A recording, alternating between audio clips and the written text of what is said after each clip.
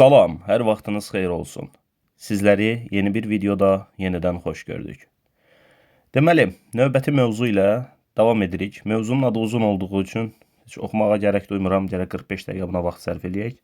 Ona görə də elə birbaşa başlayırıq birinci sualla. Zaten söhbət hansı mövzudan getdiyini bilirsiniz. Başlayaq birinci sualla. Bir cins maqnit sahəsində çevrə üzrə hərəkət edən yüklü zərrəciyin kütləsi hansı ifadə ilə təyin olunur? Deməli, bir cins maqnit sahəsinə daxil olan yüklü zərrəcik bilirik ki, çevrə üzrə bərabər sürətlə hərəkət edir. Və həmən yüklü zərrəciyin cızdığı çevrənin radiusu R bərabərdir mv bölünsün qb düsturu ilə hesablanır. Həmən bu düsturdan bizə m, yəni yüklü zərrəciyin kütləsini tapmaq lazımdır. O zaman yazıram m bərabərdir. V-ni yazdım məxrəcdə. Q vurulsun B vurulsun R də olduğu kəsirin surətində. Yəni QBR bölünsün V sualımızın cavabı olmalıdır.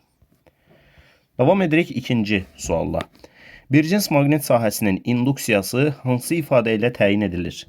Yenə də həmən R bərabərdir MV bölünsün QB düsturundan istifadə edərək biz buradan maqnit induksiyasını, yəni B-ni tapmağa çalışacağıq. O zaman yazıram B bərabərdir. MV-ni məxrəcdə kəsirin surətində saxlayırıq. Q vurulsun R də olur məxrəcdə. MV bölünsün QR şəklində hesablanır və sualımızın cavabı da A variantı olur. Üçüncü sualla davam edirik. M kütləli Q elektrik yükünə malik zərrəcik induksiyası B olan bir cins maqnit sahəsində R radiuslu çevrə üzrə hərəkət edir. Zərrəciyin hərəkət sürəti hansı ifadə ilə təyin olunur? Yenə də R bərabərdir MV bölünsün QB düsturundan V-ni tapmağa çalışacağıq. O zaman yazıram V bərabərdir. M yazıldı məxrəcdə. Q vurulsun B vurulsun R də yazıldı kəsirin surətində. Yəni sualımızın cavabı C variantı olduğunu görürük. Dördüncü sualda davam edirik. Burada isə M kütləli zərrəciyin yükü bizdən soruşulur. Yenə də R bərabərdir MV bölünsün QB düsturundan nəyi tapacağıq? Deməli tapacağıq yükü, yəni Q-nu. Q bərabərdir MV bölünsün B R yaza bilərik. Bu da harda verilib? A variantında verilib. Beşinci sualda QVB bölünsün M ifadəsi ilə hansı fiziki kəmiyyət təyin edilir? Buradakı QVB qüvvədir, Lorentz qüvvəsidir. Ona görə yuxarıda F yazıram, məxrəcdə də kütlə var. Burada da M yazıram. F-in M-ə nisbəti bizə A-nı, yəni zərrəciyin təcilini verir. Sualımızın cavabı da olur C variantı. Altıncı sualda bir cins maqnit sahəsində çevrə üzrə hərəkət edən zərrəciyin xüsusi yükü hansı ifadə ilə təyin edilir? Xüsusi yük deyəndə Q-nun, yəni yükün kütləyə nisbəti nəzərdə tutulur. Bu da V bölünsün BR şəklində yazılır. Deməli Q bölü M bərabərdir V bölünsün BR. Davam edirik 7-ci sualla.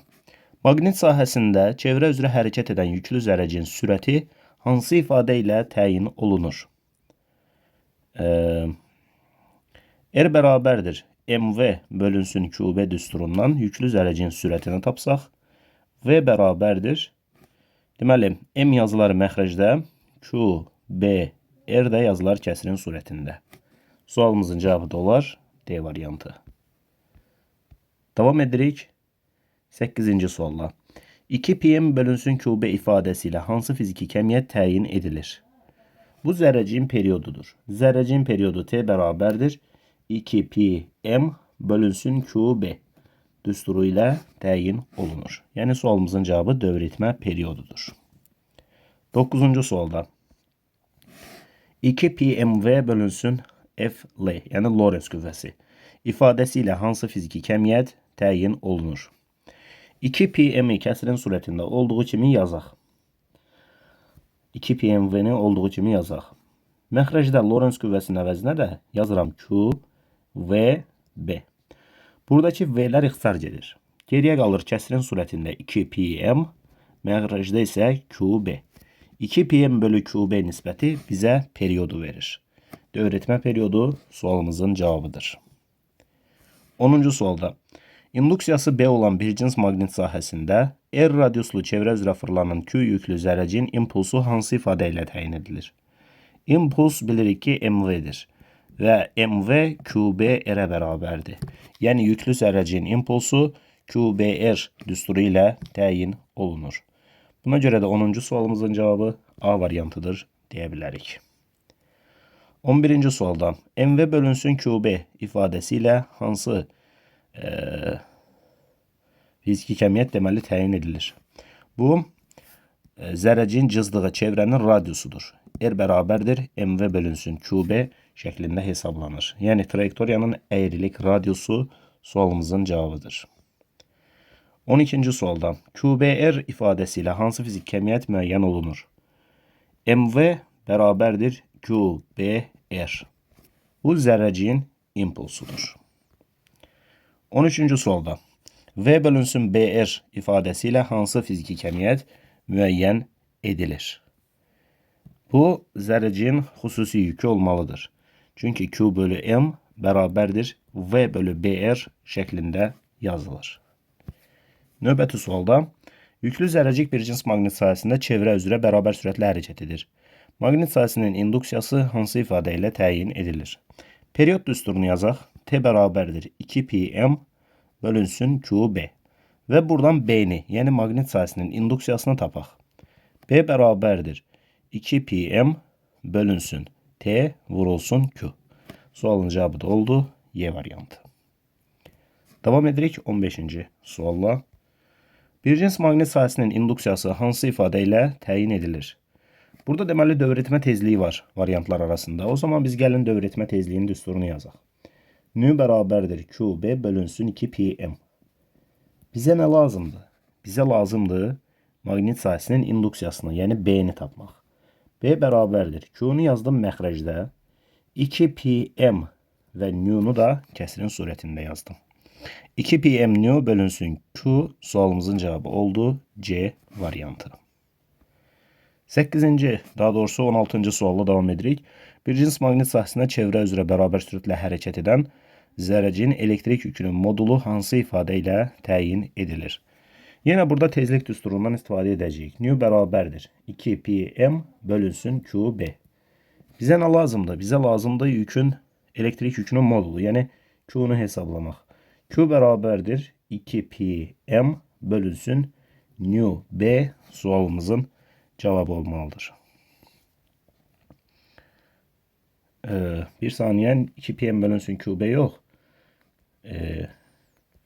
Qb bölünsün 2πm. Tezliğin düsturu. Buradan biz nəyi tapırıq? Buradan əgər Q-nu tapırıqsa B-ni məxrəcdə yazırıq. 2πm N-nu da yazırıq kəsrin surətində. Yəni sualımızın cavabı olur Y variantı. 14-cü sualda kütləsi M, yükü Q olan zərrəcik induksiya xətlərinə perpendikulyar istiqamətdə bir cins maqnit sahəsinə V sürəti ilə daxil olur. Zərrəciyin təcili hansı ifadə ilə təyin edilir? Təcil qüvvənin kütləyə nisbətinə bərabərdir. Buradan təcili tapmaq üçün qüvvənin yerinə Lorentz qüvvəsi yaza bilərəm. Məxrəcdəki kütləni də olduğu kimi saxladım. Və sualın cavabı oldu D variantı. 18-ci sualda bir cins maqnit sahəsində çevrə üzrə hərəkət edən yüklü zərrəciyin dövrətmə tezliyi hansı ifadə ilə təyin edilir? Dövrətmə tezliyi N bərabərdir qb bölünsün 2πm şəklində hesablanır. Yəni sualımızın cavabı D variantı olur. 19-cu sualda B induksiya xətlərinə perpendikulyar istiqamətdə bir cins maqnit sahəsinə daxil olan M kütləli və Q yüklü zərrəcin çevrə üzrə bərabər sürətli hərəkət zamanı bucaq sürəti hansı ifadə ilə təyin edilir? Bucaq sürəti üçün yaza bilərik. Omega bərabərdir 2π-nü. 2π-ni olduğu kimi saxladım. Nü-nün yerinə nə yaza bilərəm? Nü-nün yerinə yaza bilərəm. qb bölünsün 2πm. 2π'lər getdi mi? Getdi. Qaldı geriyə bucaq sürəti üçün omega bərabərdir qb bölünsün m. Yəni sualın cavabı B variantı oldu. 20-ci sualla davam edirik. Q kvadratı B kvadratı R kvadratı bölünsün 2M ifadəsilə hansı fizik kəmiyyət təyin edilir? Deməli, Q kvadratı B kvadratı R kvadratı. Biz bilirik ki, impuls P bərabərdir QBR şəklində yazılır. Və burada hər birinin üzərində kvadrat varsa, o zaman bu P'nin kvadratı, yəni impulsun kvadratı deməkdir. O zaman P'nin kvadratını məxrəcdə yazıram. Kəsrin surətində yazıram daha doğrusu. Məxrəcdə isə 2M'i yazıram və P'nin kvadratı bölünsün 2M bizə zərrəciyin kinetik enerjisini verir. Və sualın cavabı C variantı olur. Davam edirik 21-ci sualla. Bir cins maqnit sahəsində çevrə üzrə hərəkət edən zərrəciyin xüsusi yükü hansı ifadə ilə təyin edilir? Deməli, burada period verilib variantlarda. Ona görə də biz birinci növbədə periodun düsturunu yazaq və oradan xüsusi yükü tapmağa çalışaq. 2πm bölünsün QB şəklində hesablanır period. Və buradan periodu tapmaq istəsək T bərabərdir. Daha doğrusu xüsusi yükü tapmaq istəyirik. Q bölü M bərabərdir. Deməli, B vurulsun T. BT, Bilal Tahiroğlu. Bu məxrəcdə olacaqdır. 2pi də olacaqdır kəsirin surətində. 2pi bölünsün BT sualımızın cavabıdır. Yəni A variantıdır. Davam edirik 22-ci sualla. Deməli, bu ifadə ilə deyir ki, hansı fizik kəmiyyət təyin edilir? Burada kinetik enerjinin yerinə mv kvadratı bölü 2 yaza bilərəm. Və yaxud da p kvadratı bölü 2m də yaza bilərəm. Hansını yazaq? Mv kvadratı bölünsün 2-ni yazaq. Deməli, kök altında 2 vurulsun. Kinetik enerjinin yerinə yazdım. Mv kvadratı bölünsün 2. Kəsirin surətində bir dənə m də var. Onu da yazdım. Bölünsün qb. Bu da bərabərdir. Buradakı ikilər ixtisar getdi.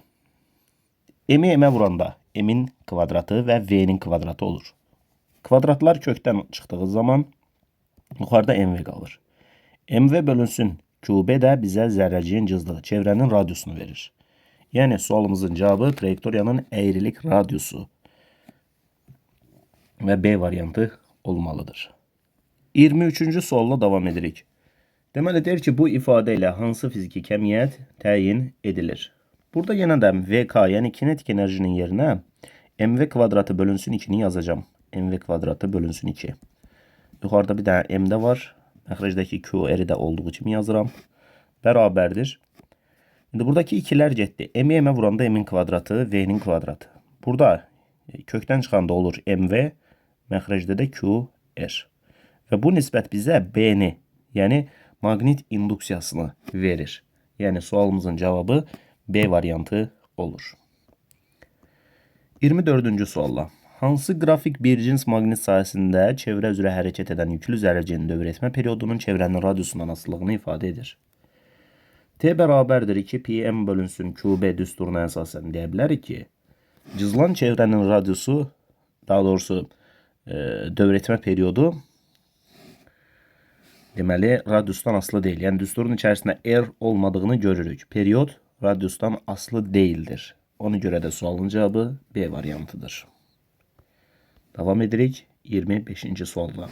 Kütlə spektroqrafında maqnit sahəsinin eyni sürətlə daxil olan yüklü zərrəciklərin hərəkət trayektoriyaları göstərilmişdir. Hansı zərrəcinin xüsusi yükü modulca ən kiçikdir? Xüsusi yük Q bölünsün M bərabərdir V bölünsün B R şəklində hesablanır. Və xüsusi yükün modulca kiçik olmasını istəyiriksə, əyrilik radiusu böyük olmalıdır. Burada daxil olanda əyrilik radiusu ən böyük olan görürük ki 5'dir. Ona görə də sualın cavabı A variantı olmalıdır. Növbəti sualda deyir ki, hansı zərrəcinin xüsusi yükü modulca ən böyükdür? Q bölü M bərabərdir V bölü BR. Xüsusi yükün böyük olmasını istəyiriksə, radius kiçik olmalıdır. Burada ən kiçik radius 1'ə aiddir. Ona görə də sualımızın cavabı C variantıdır. 27-ci sualda. Kütlə spektroqrafında sürətləri və yükləri eyni olan zərrəciklərin trayektoriyaları göstərilmişdir. Hansı zərrəciyin kütləsi ən böyükdür? Q bölü M bərabərdir V bölü B R. Bize buradan zərrəciyin kütləsinin böyük olmasını istəyir. O zaman yaza bilərəm M bərabərdir. V-ni yazdım məxrəcdə, QBR-i də yazdım kəsrin surətində. İndi məsələnin şərtinə bir daha qaydaq. Deyir ki, sürətləri və yükləri eynidir. Sürətlər eyni, yüklər eyni, induksiyada zaten eyni sahədir. Ona görə də görürük ki, kütlə radius ilə düz mütənasib asılıdır. Yəni kütlənin böyük olmasını istəyiriksə, radiusun böyük olması lazımdır.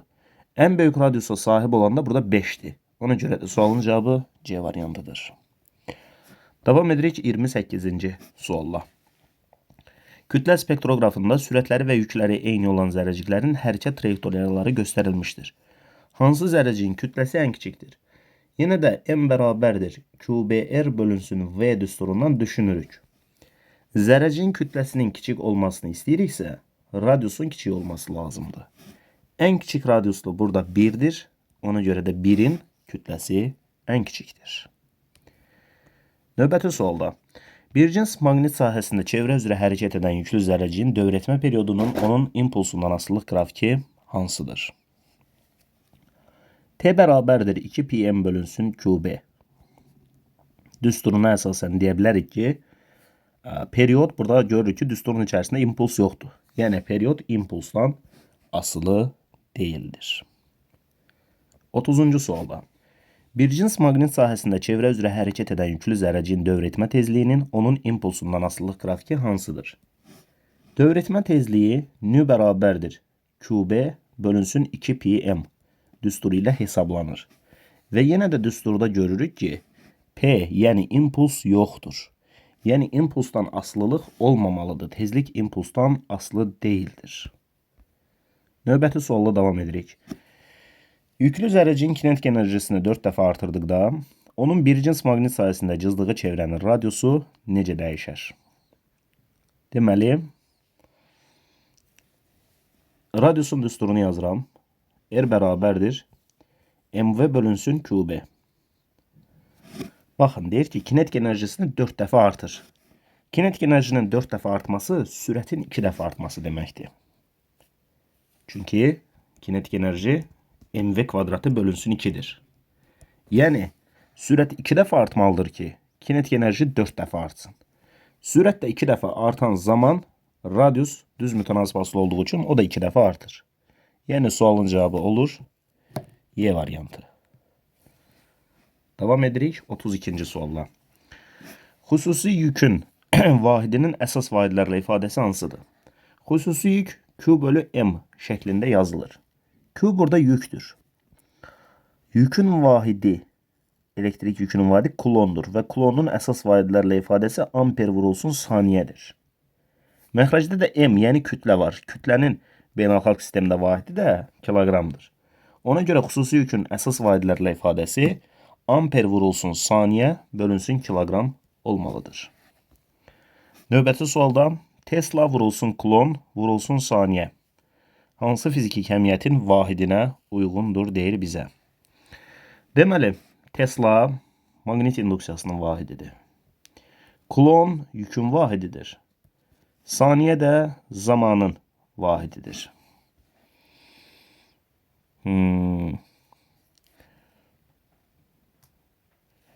Biz belə bir şey düşünə bilərik də. Məsələn, yazırıq MV bərabərdir QBR. Tutalım ki. Buradan QB-ni tapsaq. Q vurulsun B-ni tapsaq. Bizə nəyi verir?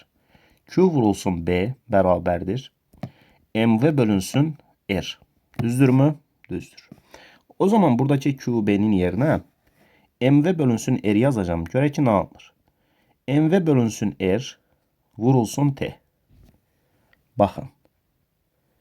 Burada R bölü T nisbəti, yəni radius bölünsün, radiusun vahidi bölü zamanın vahidi metr bölü saniyə olmurmu? Sürətin də vahidi metr bölü saniyədir. Yəni buradakı sanki metr bölü saniyə ilə bu metr bölü saniyə ixtisar gedir. Geriyə bir dənə M qalır. M də kütlədir. Deməli bu vahid kütlənin vahidinə uyğundur. Yəni sualımızın cavabı D variantı olmalıdır. Növbəti sualla davam edirik. Kilogram bölünsün kulon vurulsun Tesla ifadəsi hansı fizik kəmiyyətə vahidinə uyğundur? Əvvəlki məsələdə dedik ki, Tesla vurulsun kulon vurulsun saniyə bu kütlənin vahidinə uyğun gəlirdi. Yəni kilograma uyğun gəlirdi. Əgər biz buradan kilogram bölünsün kulon vurulsun Teslanı tapmaq istəsək, o zaman bu vahiddə saniyənin vahidinə uyğun gələcək. Saniyənin vahidi nədir? Zaman vahidinə, yəni saniyəyə uyğun gələcək. Deməli, sualımızın cavabı zaman olmalıdır. O da A variantında verilmiştir. 35-ci sualda amper vurulsun Tesla vurulsun saniyə kvadratı ifadəsi hansı fiziki kəmiyyətin vahidinə uyğundur? Deməli, belə deyə bilərik də, amper vurulsun saniyə. Bax, amperi yazıram olduğu kimi, Teslanı yazıram olduğu kimi, saniyə kvadratının yerinə də belə yazacağım. Saniyə vurulsun saniyə. Amperin saniyəyə hasili bizə kulonu vermirmi? O zaman yazıram bir dənə kulon, bir dənə Tesla, bir dənə də burada saniyəmiz qaldı. O saniyəni də yazıram. Və 33-cü məsələdə Tesla vurulsun, kulon vurulsun saniyə hasilinin kütlə vahidi olduğunu demişdik. Yəni bu sualımızın cavabı da kütlə olmalıdır. 36-cı sualla davam edirik. Bir cins maqnit sayəsində hərəkət edən yüklü zərrəciyin dövrətmə periyodunun sürətindən asılılıq qrafiki hansıdır? T bərabərdir 2πm bölünsün QB düsturuna əsasən deyə bilərik ki, yüklü zərrəciyin dövrətmə periyodu onun sürətindən asılı deyildir. Düsturun içərisində biz sürət görə bilmirik. Ona görə də deyirik ki, sürətdən asılı deyil. Yəni D variantıdır sualın cavabı. 37-ci sualda bir cins maqnit sayəsində çevrə üzrə hərəkət edən yüklü zərrəciyin fırlanma periyodunun zərrəciyin yükündən asılılıq qrafiki hansıdır? T bərabərdir 2πm bölünsün QB. Burada görürük ki, Q, yəni elektrik yükü məxrəcdədir. Məxrəcdə olmaq tərs mütənasib asılılıq deməkdir. Yəni burada sualın cavabı Y variantı olmalıdır. 38-ci sualda bir cins maqnit sahəsində çevrə üzrə hərəkət edən verilmiş yüklü zərrəciyin dövrətmə tezliyinin zərrəcin kütləsindən asıllıq qrafiki hansıdır? Nü bərabərdir QB bölünsün 2πm. Buradan görürük ki, tezlik kütlə ilə tərs mütənasib asılıdır. Tərs mütənasib asıllıq qrafiki A variantında verilmişdir. Növbəti məsələdə bir cins maqnit sayəsində çevrə üzrə hərəkət edən yüklü zərrəciyin dövrətmə tezliyinin zərrəciyin sürətindən asıllıq qrafiki hansıdır? Nü bərabərdir QB bölünsün 2πm düsturuna əsasən deyə bilərik ki, tezlik sürətdən asılı deyil. Yəni sualın cavabı B variantıdır. 40-da bir cins maqnit sayəsində çevrə üzrə bərabər sürətlə hərəkət edən yüklü zərrəciyin dövrətmə tezliyinin maqnit sahəsinin induksiyasından asıllıq qrafiki hansıdır? Nü bərabərdir QB bölünsün 2πm. Biz buradan görürük ki, tezlik induksiya ilə düz asılıdır. Düz asılılıq da harda verilib? B variantında verilib. Davam edirik 41-ci sualla. Bir cins maqnit sahəsində çevrə üzrə bərabər sürətlə hərəkət edən yüklü zərrəciyin dövrətmə periyodunun maqnit sahəsinin induksiyasından asıllıq qrafiki hansıdır? T bərabərdir 2πm bölünsün QB. Burada B məxrəcdə olduğu üçün periyod maqnit induksiyasından, yəni B-dən tərs mütənasib asılıdır. Yəni D variantı sualın cavabıdır. Bir cins maqnit sahəsində hərəkət edən yüklü zərrəciyin cızdığı çevrənin radiusunun zərrəciyin sürətindən asıllıq qrafiki hansıdır? R bərabərdir MV bölünsün QB. Bu düstura əsasən görürük ki, radius sürətdən düz mütənasib asılıdır. Və C variantı sualın cavabıdır. 43-də bir cins maqnit sahəsində hərəkət edən yüklü zərrəciyin cızdığı çevrənin radiusunun maqnit sahəsinin induksiyasından asıllıq qrafiki hansıdır? R bərabərdir MV bölünsün QB. Burada B məxrəcdədir. Yəni radius induksiyadan tərs asılıdır. Və sualın cavabı B variantıdır. 44-cü sualda bir cins maqnit sahəsində çevrə üzrə hərəkət edən yüklü zərrəciyin dövrətmə periyodunun onun impulsundan asıllıq qrafiki hansıdır? T bərabərdir 2πm bölünsün QB. Burada impuls var mı düsturun içərisində? Yoxdur. Deməli impuls, daha doğrusu periyod impulsdan asılı deyildir. Növbəti məsələdə burada isə tezliyin impulsdan asıllığını istəyir. Nü bərabərdir QB bölünsün 2πm. Deməli, burada da impuls yoxdur. Yəni, tezlik də impulsdan asılı deyildir. Bir cins maqnit sahəsində hərəkət edən yüklü zərrəciyin cızdığı çevrən radiusunun zərrəciyin yükündən asılılıq qrafiki hansıdır? R bərabərdir mv bölünsün qb. Burada Q, yəni elektrik yükü məxrəcdə olduğu üçün radius elektrik yükündən tərs asılı olur. Yəni, sualın cavabı D variantı olur. Bir cins maqnit sahəsində hərəkət edən yüklü zərrəciyin cızdığı çevrən radiusunun kinetik enerjisindən asılılıq qrafiki hansıdır? Deməli, kinetik enerjidən asılılıq istəyir. R bərabərdir mv bölünsün qb. Bərabərdir. M-i yazdım olduğu kimi V-nin, yəni sürətin yerinə də yazdım kök altında 2 VK bölünsün M. Məxrəcdəki QB-ni də olduğu kimi saxladım. Buradan görürük ki, radius kinetik enerjinin kökü ilə mütənasibdir. Kök altı asıllıq var. Kök altı asıllıq qrafiki də Y variantında verilmişdir. Növbəti məsələdə bir cins maqnit sahəsində çevrə üzrə hərəkət edən protonun dövr etmə periodunun kinetik enerjisindən asılılıq qrafiki hansıdır? Dövr etmə periodu T bərabərdir 2 pm bölünsün QB düsturu ilə hesablanır və period sürətdən, impulsdan, kinetik enerjidən asılı deyildir. Ona görə də sualımızın cavabı C variantı olmuş olur. 49-cu sualla davam edirik. Bir cins maqnit sahəsində çevrə üzrə hərəkət edən protonun dövr etmə tezliyinin onun kinetik enerjisindən asılılıq qrafiki hansıdır? Dövr etmə tezliyinin düsturu nü bərabərdir QB bölünsün 2 pm-dir. Görürük ki, burada kinetik enerji və yaxud sürətlə əlaqəli hər hansı bir şey yoxdur. Ona görə deyərik ki, deməli, protonun dövr etmə tezliyi kinetik enerjidən asılı deyildir. Yəni, sualımızın cavabı D variantı olmalıdır. Növbəti sualla davam edirik. Proton 10 megametr bölü saniyə sürəti ilə induksiya xətlərinə perpendikulər istiqamətdə bir cins maqnit sahəsinə daxil olur. Protonun 5 cm radiuslu çevrə cızdığını bilərək maqnit sahəsinin induksiyasını hesablayın. Deməli, düsturu belə yaza bilərik. Radiusu biliriksə R bərabərdir mv bölünsün qb düsturundan bizə lazımdır B-ni, yəni maqnit induksiyasını hesablamaq. Buradan yazaram B bərabərdir mv bölünsün Q vurulsun R. Bu da bərabərdir. Kütlənin qiyməti, yəni protonun kütləsi 1,6 10 üstü mənfi 27-dir. Vurulsun sürət. Sürəti 10 megametr bölü saniyə. Ümumiyyətlə mega demək 10 üstü 6 deməkdir. Yəni 10 vurulsun 10 üstü 6. Və yaxud bunu belə yaza bilərik 10 üstü 7 şəklində. Bölünsün yükü, yəni elektronun protonun yükü 1,6 10 üstü mənfi 19'dur. Bunu da yazdım 1,6 10 üstü mənfi 19. Vurulsun radius. Protonun 5 cm radiuslu çevrə cızdığını bizə deyir. 5'i yazıram. Santimetr deməkdə 10 üstü mənfi 2 deməkdir. Ona görə bunu yazdım. 5 10 üstü mənfi 2. Buradan 1,6'ları ixtisar apardım. Sonra baxa görək nə qaldı. Yuxarıda 10 üstü mənfi 27 və 10 üstü 7 eləyir. 10 üstü mənfi 20. Məxrəcdə isə var 5 vurulsun 10 üstü mənfi 21. Yəni üstləri topladıq. 10 üstü mənfi 9, 10 üstü mənfi 2 elədi. 10 üstü mənfi 21. Bu da bərabərdir. Bunu belə yaza bilərəm. 10 vurulsun 10 üstü mənfi 21. Məxrəcdə də yazaram 5 vurulsun 10 üstü mənfi 21. 10 üstü mənfi 21'lər getdi mi? Onu da 5'ə bölərik. Nəticədə alınar 2. Deməli, maqnit induksiyasının modulu 2 Tesla'ya bərabərmiş. 51-ci sualla davam edirik. Elektron 16 megametr bölü saniyə sürəti ilə induksiya xətlərinə perpendikulər istiqamətdə bir cins maqnit sahəsinə daxil olur. Elektronun cızdığı çevrənin radiusunun 2 cm olduğunu bilərək sahənin maqnit induksiyasını hesablayın.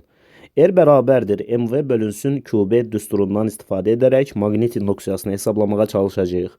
Buradan yazıram B bərabərdir mv bölünsün qr. Buradan B bərabərdir kütləsi, yəni söhbət elektrondan gedirsə elektronun kütləsi 9 10 üstü mənfi 31. Yazdım. Vurulsun sürət. Sürətini verib 16 megametr bölü saniyə. Bu 16 vurulsun 10 üstü 6 metr bölü saniyə deməkdir. Bölünsün elektronun yükü 1,6 10 üstü mənfi 19. Bunu da yaza bilərəm 16 vurulsun 10 üstü mənfi 20 şəklində. Vurulsun radiusun qiymətini verib 2 cm, yəni 2 vurulsun 10 üstü mənfi 2. İndi 9 ilə 9-u ixtisar apardım. 9 ilə yox. 9 ilə 9 yox. 16 ilə 16-nı ixtisar apardım. Sonra 9 ilə 2-ni ixtisar apardım. Deməli nə qaldı? 4,5 vurulsun. Üstləri toplayanda 10 üstü mənfi 31, 10 üstü 6. Elədi 10 üstü mənfi 25. Aşağıda da var 10 üstü mənfi 22. Bunlar da aparanda qalır 10 üstü mənfi 3. Yəni 4,5 10 üstü mənfi 3. Bu da 4,5 milli Tesla deməkdir. Yəni sualımızın cavabı B variantı olmalıdır. 52-ci sualla davam edirik. Elektron bir cins maqnit sahəsində 8-10 üstü 6 metr bölü saniyə sürətlə hərəkət edərək radiusu 4 cm olan çevrə cızır. Elektronun dövr etmə periodunu hesablayın. Dövr etmə periodu T bərabərdir 2 pm bölünsün QB düsturu ilə hesablanır. Buradan amma və lakin burada bizə sürət verilib. O zaman T bərabərdir 2 PR bölünsün V düsturundan istifadə etməyimiz daha məqsədə uyğundur. Buradan T bərabərdir 2 vurulsun P-nin qiyməti 3, radiusun qiyməti 4 cm, yəni 4 10 üstü mənfi 2 metr bölünsün sürətin qiyməti. Sürət də 8 10 üstü 6'dır. Bunu da yazdım. 8 vurulsun 10 üstü 6. 2 4'ün 8 buradaki 8'den getdi. Qaldı geriyə nə? 3 vurulsun 10 üstü mənfi 8. Mənfi 2, 6 da yuxarı çıxanda 10 üstü mənfi 6 olur. Üstlər toplanır 10 üstü mənfi 8 olur.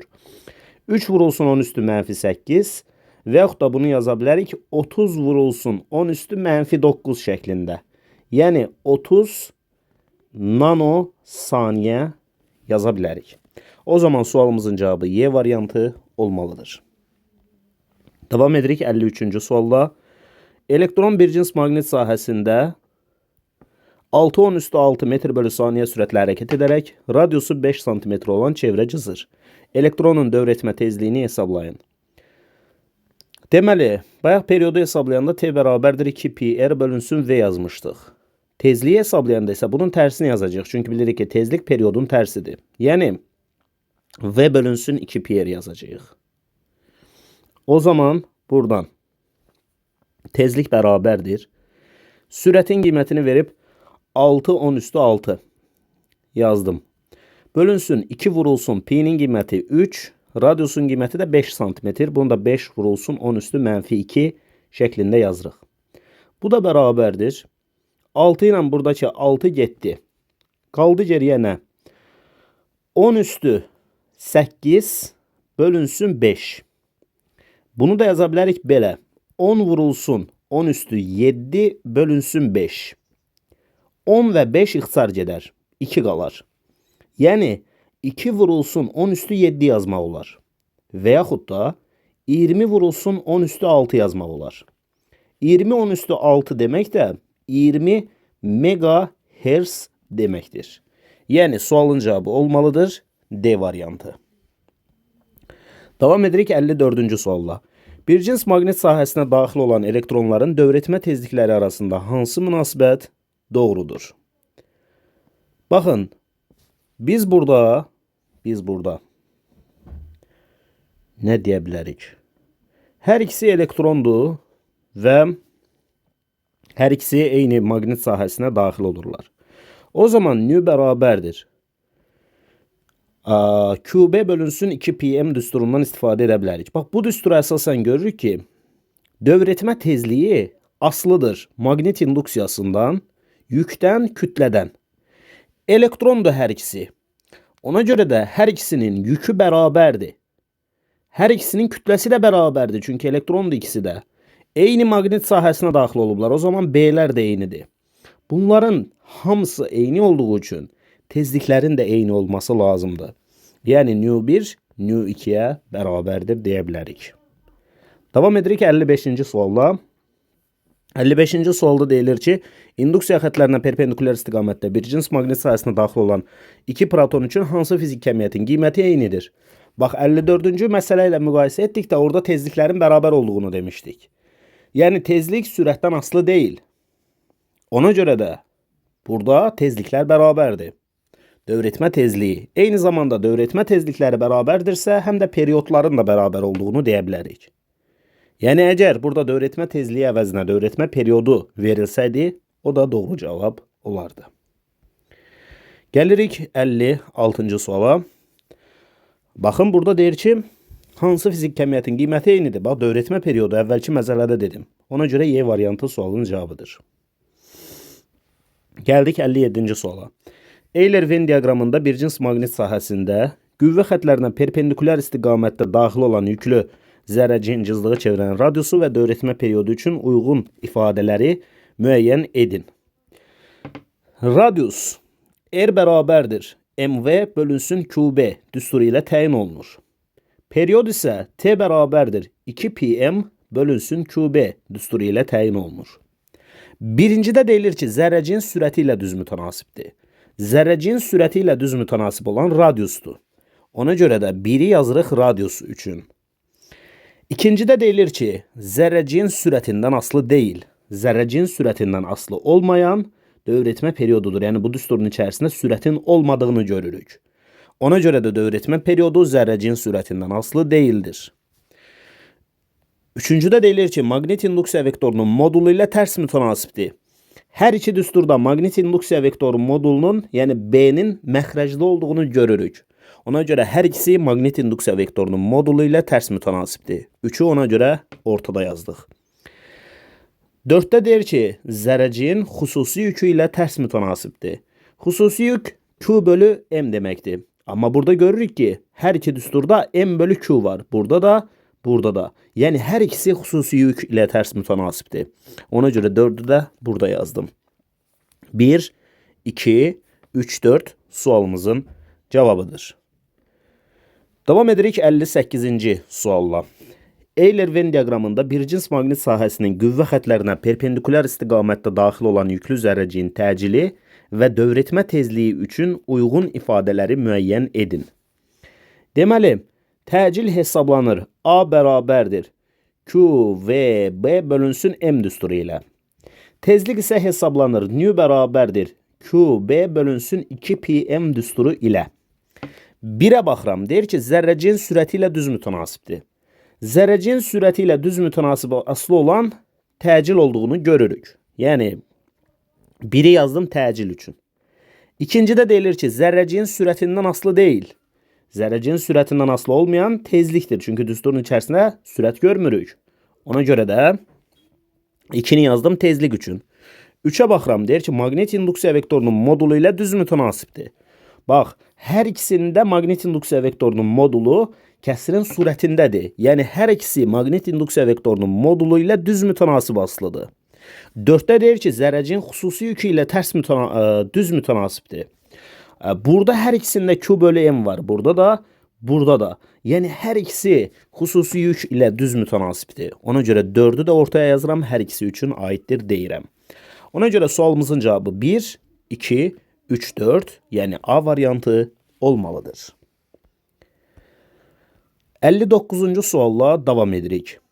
Euler-Venn diaqramında bir cins maqnit sahəsinə induksiya vektoruna perpendikulyar istiqamətdə eyni sürətlə daxil olan elektron və proton üçün uyğun bəndləri müəyyən edin. Birincidə deyilir ki, çevrə üzrə bərabər sürətlə hərəkət edir. Çevrə üzrə bərabər sürətlə hər ikisi hərəkət edəcəkdir, çünki hər ikisi yüklü zərrəcikdir. Yəni, bir cins maqnit sahəsinin qüvvə xətlərinə perpendikulyar istiqamətdə daxil olan yüklü zərrəcik çevrə üzrə bərabər sürətlə hərəkət etməlidir. Bu, istəyir elektron olsun, istəyir proton olsun, istəyir alfa zərrəcik olsun, fərqi yoxdur. Deməli, 1-i yazdım burada. Sonra, 2-də deyir ki, cızdığı çevrənin əyrilik radiusu daha böyük olur. Deməli, əyrilik radiusunun düsturunu yazmağımız lazımdır. R bərabərdir MV bölünsün QB. Gözəl insanlar, məsələnin şərtində deyir ki, eyni sürətlə daxil olur və biz bilməliyik ki, elektron ilə protonun yükləri bir-birinə bərabərdir. Yüklər eyni, maqnit sahəsi eyni və sürətlər də eynidir. Deməli, hansının kütləsi böyükdürsə, onun cızdığı çevrənin radiusu daha böyük olmalıdır. Protonun sürəti elektronun sürəti ilə nisbətən dəfələrlə böyükdür. Ona görə də protonun cızdığı çevrənin radiusu elektronun cızdığı çevrənin radiusundan böyükdür. Elektronun cızdığı çevrənin radiusu isə daha kiçikdir deyə bilərik. Dövrətmə periodu. Period T bərabərdir 2 pi m bölünsün QB. Görürük ki, period da kütlə ilə düz asılıdır. Yəni, kütlə hansında böyükdürsə, period orada böyükdür. Ona görə də protonda kütlə böyük olduğu üçün period böyükdür. Amma elektronda kütlə kiçik olduğu üçün tezlik böyükdür. Çünki tezlik nü bərabərdir QB bölünsün 2 pm'dən hesablanır və burada kütləsi kiçik olanın tezliyi böyük olur. Elektronun kütləsi kiçik olduğu üçün tezliyi böyükdür. Deməli, 3, 5, 2, 4, 1. Sualın cavabı oldu A variantı. Gəldik 60-cı suala. Euler-Venn diaqramında bir cins maqnit sahəsinə induksiya vektoruna perpendikulyar istiqamətdə eyni sürətlə daxil olan elektron və proton üçün uyğun bəndləri müəyyən edin. Elektron və proton hər ikisi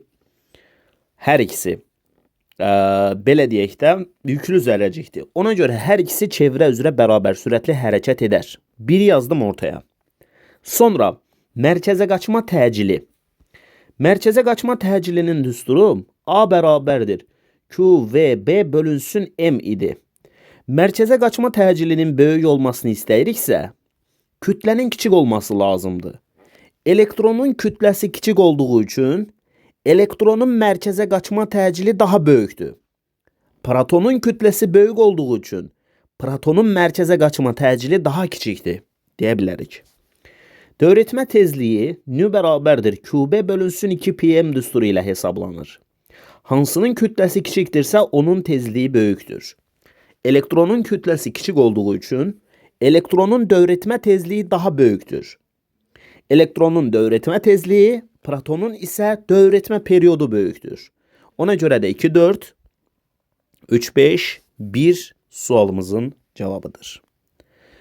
Davam edirik 61-ci sualla. Deyilir ki, Euler-Venn diaqramında bir cins maqnit sahəsinə induksiya vektoruna perpendikulyar istiqamətdə eyni sürətlə daxil olan proton və alfa zərrəcik üçün uyğun bəndləri müəyyən edin. Proton və alfa zərrəcik hər ikisi yüklüdür. Ona görə hər ikisi çevrə üzrə bərabər sürətlə hərəkət edər. Biri ortaya yazmağımız lazımdır. İndi cızdığı çevrənin əyrilik radiusu daha böyükdür və daha kiçikdir. Bunu necə müqayisə eləyəcəyik? R bərabərdir MV bölünsün QB düsturundan fikirləşəcəyik. Baxın, proton belə yazılır. Alfa zərrəcik isə belə. 2, 4 helium. İndi biz burada elə bil ki M bölünsün Q nisbəti. Bax, radiusa fikir verin. M bölü Q nisbəti ilə mütənasibdir. Proton üçün xüsusi yükün tərs qiyməti 1 bölü 1, yəni 1-ə bərabərdir. Proton üçün bu M bölü Q 1-ə bərabərdir. Amma alfa zərrəcik üçün bu M bölü Q nisbəti 4 bölü 2, yəni 2-yə bərabərdir. Deməli, alfa zərrəcikdə bu M bölü Q nisbəti daha böyük olduğu üçün alfa zərrəciyin cızdığı çevrənin əyrilik radiusu daha böyükdür. Deməli, alfa zərrəcikdə cızdığı çevrənin əyrilik radiusu böyük, protonda isə cızdığı çevrənin əyrilik radiusu daha kiçik olur deyə bilərik. Gəldik dövrətmə perioduna.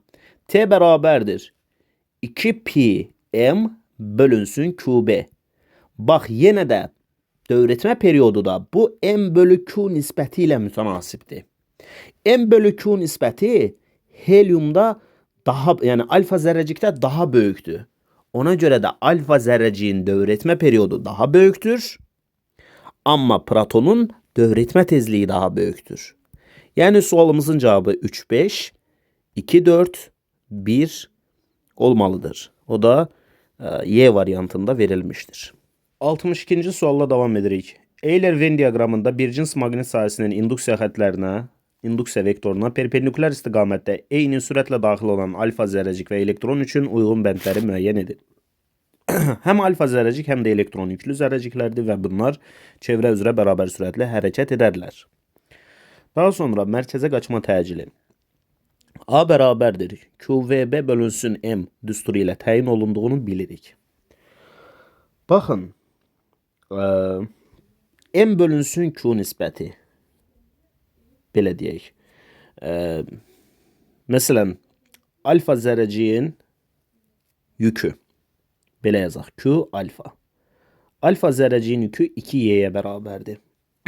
Elektronun yükü isə elə y'nin özünə bərabərdir. Yəni alfa zərrəciyin yükü elektronun yükündən 2 dəfə böyükdür. Amma alfa zərrəciyin kütləsi elektronun kütləsi ilə nisbətdə çox böyükdür. Alfa zərrəciyin kütləsi olduqca böyükdür. Yəni yükü böyükdür 2 dəfə. Bu öz yerində, amma kütləsi çox böyükdür. Kütləsi alfa zərrəciyin daha böyük olduğu üçün təcili, yəni mərkəzə qaçma təcili daha kiçikdir. Deməli, alfa zərrəciyin mərkəzə qaçma təcili kiçik, elektronun isə mərkəzə qaçma təcili böyükdür. Dövrətmə tezliyi, dövrətmə periodu. T bərabərdir 2 pm bölünsün qb və yaxud da yaza bilərik nu bərabərdir qb bölünsün 2 pm.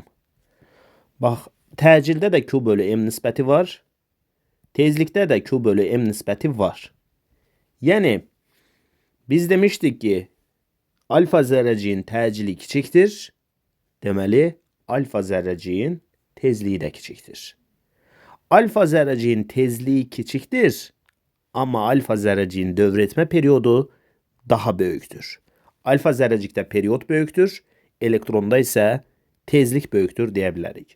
Deməli, 3, 5, 2, 4, 1 sualımızın cavabıdır. Növbəti sualla davam edirik. Euler-Venn diaqramında bir cins maqnit sahəsinə induksiya vektoruna perpendikulyar istiqamətdə eyni sürətlə daxil olan yüklü zərrəciklər üçün uyğun bəndləri müəyyən edin. Birincidə deyilir ki, Lorentz qüvvəsinin təsiri ilə meyl edir. Maqnit sahəsində yüklü zərrəciyin meyl etməsinə səbəb Lorentz qüvvəsidir. Yəni, hansı istiqamətdə meyl etməsindən asılı olmayaraq, bu təbii ki, Lorentz qüvvəsinin təsiri ilə meyl edir. Həm birinci zərrəcik, həm də ikinci zərrəcik. Sol əl qaydasından istifadə edirik və deyirik ki, 4 barmağımız sürət vektorunu göstərəndə baş barmağımız qüvvəni göstərir. O zaman birinci yüklü zərrəcik müsbət yüklü zərrəcikdir. İkinci zərrəcik əks istiqamətdə meyl etdiyi üçün o mənfi yüklü zərrəcikdir deyə bilərik. Bəs xüsusi yükü necə düşünək?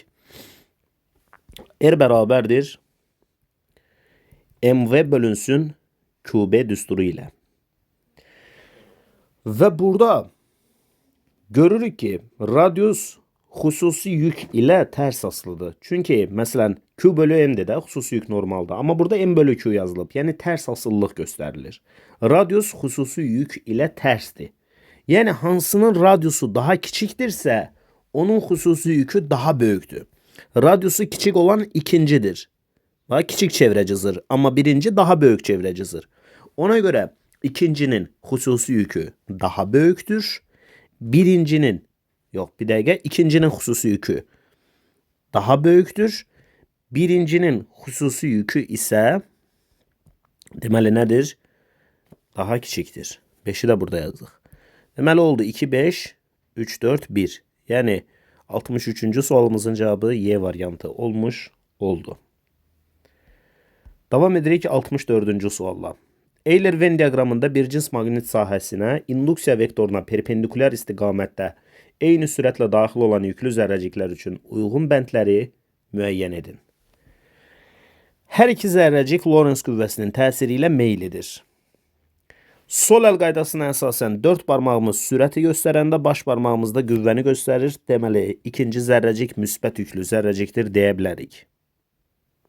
Birinci zərrəcik isə mənfi yüklü zərrəcikdir. Bayaq demişdik ki, xüsusi yükün böyük olmasını istəyiriksə radius kiçik olmalıdır. İkincinin radiusu kiçik olduğu üçün, yəni daha kiçik çevrə olduğu üçün ikincinin xüsusi yükü daha böyükdür. Birincinin xüsusi yükü isə daha kiçikdir deyə bilərik.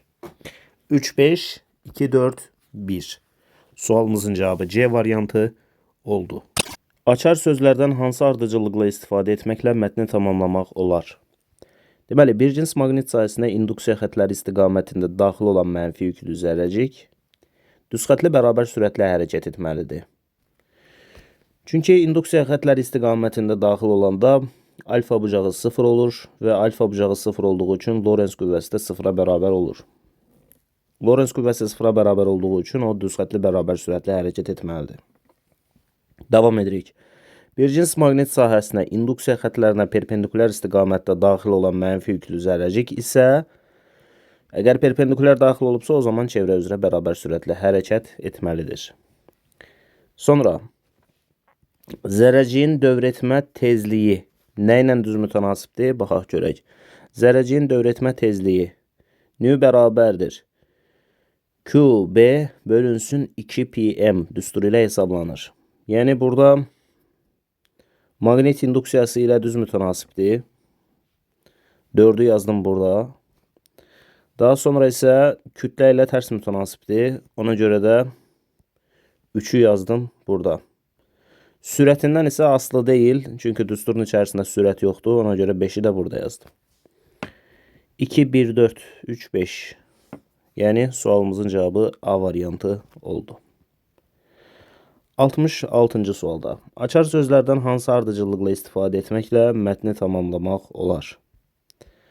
Deməli, bir cins maqnit sahəsinə induksiya xətləri istiqamətində daxil olan müsbət yüklü zərrəcik deməli necə hərəkət edər? Düzxətli bərabər sürətli hərəkət edər. O zaman 2'ni yazdım burada. Bir cins maqnit sahəsinə induksiya xətlərinə perpendikulyar istiqamətdə daxil olan müsbət yüklü zərrəcik isə çevrə üzrə bərabər sürətlə hərəkət edir. Zərrəciyin dövrətmə periodu, zərrəciyin deməli T bərabərdir 2πm bölünsün QB ifadəsinə əsasən deməli kütləsindən düz mütənasib asılıdır. Sonra maqnit induksiyasından tərs mütənasib asılıdır. Zərrəciyin sürətindən asılı değildir. Ona görə 4'ü də burada yazdım. 2, 1, 3, 5, 4. Yəni sualımızın cavabı oldu Y variantı. Gəldik 67-ci suala. İnduksiya xətlərinə perpendikulyar istiqamətdə bir cins maqnit sahəsinə daxil olan iki protonun mərkəzə qaçma təcilləri arasında hansı münasibət doğrudur? Mərkəzə qaçma təcili üçün A bərabərdir QVB bölünsün M yaza bilərik. Proton deyir, yəni ikisi də proton olduğu üçün yüklər, kütlələr eynidir. Daha sonra eyni maqnit sahəsidir, B'lər də eynidir. O zaman təcilləri müqayisə etmək üçün sürətlərə baxmaq lazımdır. Sürətlər baxırıq ki, biri 2V'dir, biri isə V'dir. Yəni sürətlər 2 dəfə fərqlənir. Sürətlər 2 dəfə fərqlənirsə, o zaman təcillərin də 2 dəfə fərqlənməsi lazımdır. Yəni ikincinin təcili birincinin təcilindən 2 dəfə böyükdür. A2 2A1'ə bərabərdir. Yəni sualımızın cavabı Y variantı olmalıdır.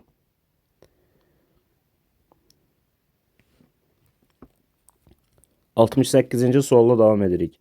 İki elementar yükə malik iyon induksiyası 10 milli Tesla olan bir cins maqnit sahəsində induksiya xətlərinə perpendikulyar istiqamətdə 1,6-10⁵ metr/saniyə sürətlə sahəyə daxil olur. İyonun cızdığı çevrənin radiusu 50 olarsa, onun kütləsini hesablayın deyir bizə.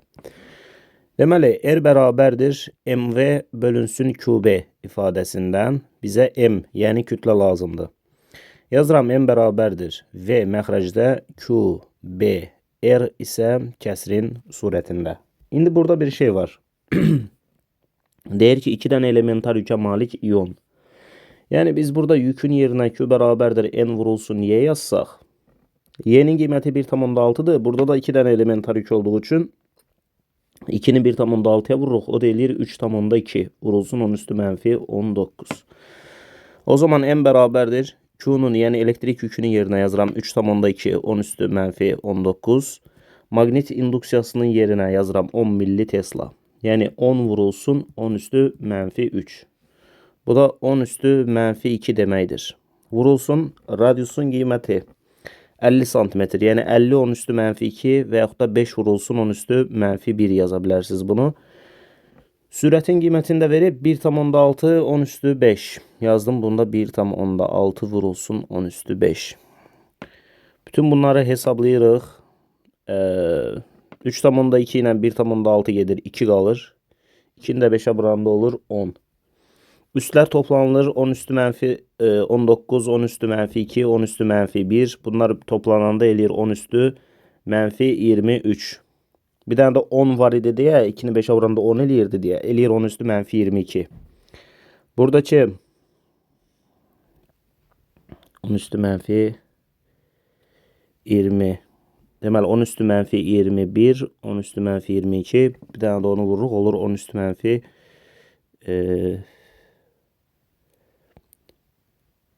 10 üstü mənfi 21.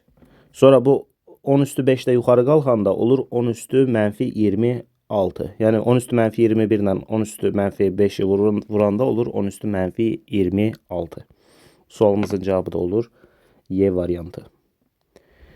Növbəti məsələdə bir cins maqnit sahəsində çevrə üzrə bərabər sürətlə hərəkət edən elektronun sürətinin A nöqtəsində istiqamətini göstərin. İlk növbədə təsir edən qüvvənin istiqaməti mərkəzə doğru yönəlməlidir, çevrənin mərkəzinə doğru. Yəni Lorentz qüvvəsi aşağı doğrudur. Sol əl qaydasından istifadə edirik və bilirik ki, sol əlimizin 4 barmağı sürət istiqamətini göstərəndə baş barmağımızın əksi Lorentz qüvvəsini göstərməlidir. Ona görə də 4 barmaq sürət istiqamətində, yəni 5 istiqamətində olmalıdır deyirik. 70-ci sualla davam edirik. Çevrə üzrə hərəkət edən elektronun sürətinin A nöqtəsində istiqamətini göstərin. Yenə də sol əl qaydasından istifadə edirik və ilk növbədə onu deməliyik ki, Lorentz qüvvəsi çevrənin mərkəzinə doğru yönəlməlidir. Yəni sol əlimizin baş barmağı deyil də baş barmağımızın əksi istiqaməti Lorentz qüvvəsini göstərməlidir. 4 barmağımız isə göstərəcəkdir sürət vektorunu. Yəni burada sürətin istiqaməti olmalıdır 1 istiqamətində. Sualımızın cavabı da oldu D variantı. Növbəti məsələdə bir cins maqnit sahəsində çevrə üzrə hərəkət edən yüklü zərrəciyin kinetik enerjisi 4 dəfə artarsa, ona təsir edən Lorentz qüvvəsi necə dəyişər? Kinetik enerjinin 4 dəfə artması sürətin 2 dəfə artması anlamına gəlir. YK bərabərdir mv kvadratı bölünsün 2. Yəni sürət 2 dəfə artmalıdır ki, kinetik enerji 4 dəfə, yəni 2-nin kvadratı dəfə artsın. Sürət 2 dəfə artıb deməli. Sürət 2 dəfə artıbsa, QVB düsturuna əsasən Lorentz qüvvəsi də 2 dəfə artar. Çünki düz mütənasib asıllıq görürük. Və davam edirik 72-ci sualla. Bir cins maqnit sahəsində çevrə üzrə hərəkət edən yüklü zərrəciyin sürəti 3 dəfə artdıqda, maqnit sahəsinin induksiya vektorunun modulu isə 2 dəfə azaldıqda çevrənin radiusu necə dəyişər? R bərabərdir mv bölünsün qb. Bizə nə deyir? Deyir ki, sürətini 3 dəfə artırın, yəni buranı 3'ə vurun deyir. V-ni 3'ə vurun deyir. İnduksiyanı isə 2 dəfə azaldın, yəni B-ni 2'yə bölün deyir. 2'yə bölün deyirsə bu 2 qalxacaq kəsinin sürətinə və olacaq 3'dən 2 vurulacaq 6 olacaq. Yəni radius 6 dəfə artmış olacaqdır. Növbəti məsələdə bir cins maqnit sahəsində çevrə üzrə hərəkət edən yüklü zərrəciyin impulsu azaldılarsa, onun dövrətmə periodu və cızdığı çevrənin radiusu necə dəyişər? T bərabərdir 2 pm bölünsün qb ifadəsinə əsasən deyə bilərik ki, period impulsdan asılı deyil. Yəni period dəyişməz. Period sabit qalar. Amma radius R bərabərdir mv bölünsün qb ifadəsi ilə təyin olunur. Və əgər impuls azaldılırsa, o zaman radiusun da azalması lazımdır. Deməli, period sabit qalar, radius isə azalar və nəticədə sualın cavabı B variantı olar. Növbəti məsələdə bir cins maqnit sahəsində çevrə üzrə hərəkət edən yüklü zərrəciyin impulsu artarsa, dövrətmə periodu və cızdığı çevrənin radiusu necə dəyişər? T bərabərdir 2 pm bölünsün qb ifadəsinə əsasən deyə bilərik ki, dövrətmə periodu impulsdan asılı deyil. Yəni impuls artarsa dövrətmə periodu dəyişməz, sabit qalar. Bəs radius? Radius mv bölünsün qb ifadəsi ilə təyin olunur. Və əgər yüklü zərrəciyin impulsu artarsa, o zaman cızdığı çevrənin radiusu da artmalıdır. Deməli, period sabit, radius isə artar. Dəyişməz, artar. Y variantı sualın cavabıdır. Bir cins maqnit sahəsinə perpendikulyar istiqamətdə daxil olan yüklü zərrəciyin kinetik enerjisi azalarsa, onun fırlanma tezliyi və cızdığı çevrənin radiusu necə dəyişər? Kinetik enerjinin azalması sürətin azalması deməkdir. Fırlanma tezliyi nu bərabərdir qb bölünsün 2 pm ifadəsi ilə təyin olunur və biz buradan deyə bilərik ki, tezlik sürətdən asılı deyil. Yəni kinetik enerjinin azalması sürətin azalması deməkdir, amma tezlik sürətdən asılı deyil. Sürət azalsa da tezlik sabit qalar. Amma radius R bərabərdir mv bölünsün qb ifadəsi ilə təyin olunur və sürətdən asılıdır. Əgər kinetik enerji azalırsa sürət azalır, sürət azalırsa radius da azalır. Deməli dəyişməz azalar sualımızın cavabıdır. Növbəti məsələdə bir cins maqnit sahəsinin qüvvə xətlərinə perpendikulyar istiqamətdə sahəyə daxil olan elektronun sürətini artırdıqda onun trayektoriyasının əyrilik radiusu və fırlanma periodu necə dəyişər? R bərabərdir mv bölünsün qb ifadəsinə əsasən sürəti əgər artırırıqsa o zaman radius artar. Period t bərabərdir 2 pm bölünsün qb. Period sürətdən asılı deyil. Yəni sən sürəti artırsan da azaltsan da period dəyişməz, sabit qalar. Artar dəyişməz sualın cavabıdır. 77-də bir cins maqnit sahəsinin qüvvə xətlərinə perpendikulyar istiqamətdə sahəyə daxil olan elektronun sürətini azaltdıqda radiusu və periodu necə dəyişər? R bərabərdir mv bölünsün qb. Əgər sürəti azaldırıqsa, o zaman əyrilik radiusu azalar. Fırlanma periodu t bərabərdir 2 pm bölünsün qb. Period sürətdən asılı deyil. Əgər biz sürəti azaltsaq, oradakı period dəyişməz, sabit qalar. Deməli, azalar dəyişməz sualın cavabıdır. Növbəti məsələdə, şəkildə göstərilən istiqamətdə bir cins maqnit sahəsinə V sürəti ilə daxil olan elektronun hərəkət trayektoriyası hansı şəkildə düzgün təsvir olunmuşdur? Mənfi yüklü zərrəcikdir. Sol əl qaydasına əsasən baş barmağımız istiqamətində deyil, yəni yuxarı doğru deyil, baş barmağımızın əksi istiqamətində, yəni aşağı doğru Lorentz qüvvəsi təsir göstərməlidir. Biz bunu bir dənə çevrəyə tamamlasaq, çevrədə bilirik ki, qüvvə mərkəzə doğru, sürətlə toxunan istiqamətdə yönəlir. Və bu sürətin istiqamətinə əsasən biz deyirik ki, bu saat əqrəbi istiqamətində bir hərəkət olmalıdır. Ona görə də sualımızın cavabı A variantı olmalıdır. Növbəti məsələdə şəkildə göstərilən istiqamətdə bir cins maqnit sahəsinə V sürəti ilə daxil olan protonun hərəkət trayektoriyası hansı şəkildə düzgün təsvir olunmuşdur? Sol əl qaydasından istifadə edirik 4 barmaq sürət istiqamətində, baş barmaq isə qüvvənin istiqamətində yönəlməlidir. Ona görə də biz bunu çevrəyə tamamlasaq, bax bu şəkildə bir çevrə olar və sürətin istiqamətinə əsasən deyə bilərik ki, bu saat əqrəbinin əksi istiqamətində fırlanır. Yəni D variantı sualımızın doğru cavabıdır. Gəldik 80-ci suala. Bir cins maqnit sahəsinin qüvvə xətlərinə perpendikulyar istiqamətdə sahəyə daxil olan protonun sürətini artırdıqda, onun trayektoriyasının əyrilik radiusu və fırlanma tezliyi necə dəyişər? R bərabərdir mv bölünsün qb ifadəsinə əsasən.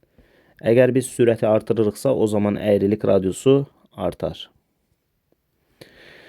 Fırlanma tezliyi nü bərabərdir qb bölünsün 2 pm ifadəsi ilə təyin olunur. Və biz bu düstura əsasən görürük ki, fırlanma tezliyi sürətdən asılı deyil. Sürəti artırsaq da, azaltsaq da fırlanma tezliyi dəyişməz, sabit qalar. Deməli, artar, dəyişməz sualımızın doğru cavabıdır. Növbəti məsələdə, bir cins maqnit sahəsinin qüvvə xətlərinə perpendikulyar istiqamətdə sahəyə daxil olan protonun sürətini azaltdıqda, onun trayektoriyasının əyrilik radiusu və fırlanma tezliyi necə dəyişər? R bərabərdir mv bölünsün qb ifadəsinə əsasən. Əgər protonun sürəti azaldılarsa, əyrilik radiusu azalmış olar. Fırlanma tezliyini isə qb bölünsün 2 pm düsturu ilə yazmaq olar. Və əgər sürətini biz azaldırıqsa, fırlanma tezliyi dəyişməz, çünki asılı deyildir. Deməli, azalar dəyişməz sualın doğru cavabıdır. 82-ci sualda. Bir cins maqnit sahəsində çevrə üzrə hərəkət edən yüklü zərrəciyin delta t bərabərdir t müddətində sürətin dəyişməsinin modulu hansı ifadə ilə təyin edilir? Bu bir dənə tam period deməkdir və tam periodda sürət dəyişməsinin modulu 0-a bərabər olur. Çünki tam periodda sürət dəyişməsi çevrə üzrə bərabər sürətli hərəkətdə 0-a bərabərdir. Yəni sualımızın cavabı A variantı olmalıdır. 83-də bizə yarım periodu soruşur, yəni t bölü 2-ni soruşur. Yarım periodda t bölü 2 zaman müddətində sürət dəyişməsi V kök yox 2V'dir. Sürət dəyişməsi 2V'yə bərabərdir. O da 2 vurulsun V'nin yerinə də yaza bilərəm. QBR bölünsün M. Deməli 2 QBR bölünsün M sualın cavabıdır. Növbəti məsələdə bir cins maqnit sahəsində çevrə üzrə hərəkət edən yüklü zərrəciyin 1/4 period müddətində sürətinin dəyişməsinin modulu. 1/4-də isə sürət dəyişməsi delta V, V kök altında 2'dir. O zaman yazıram delta V bərabərdir. V'nin yerinə QBR bölünsün M yazacağım. Kökdə 2'ni də yazıram əmsalda. Deməli kökdə 2 QBR bölünsün M sualımızın cavabıdır. Növbəti məsələdə 4/3 period deyilir. 4/3 periodda sürətin dəyişməsi. Yenə 4/3 periodda da delta V bərabərdir. V kök altında 2'dir.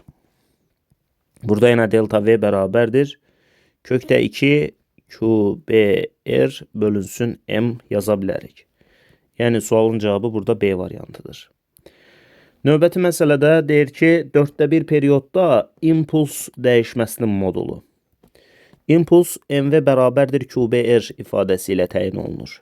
Və 1/4 periodda impuls dəyişməsi delta P bərabərdir P kök altında 2'dir. Yəni QBR kök altında 2'dir. Sualın cavabı A'dır.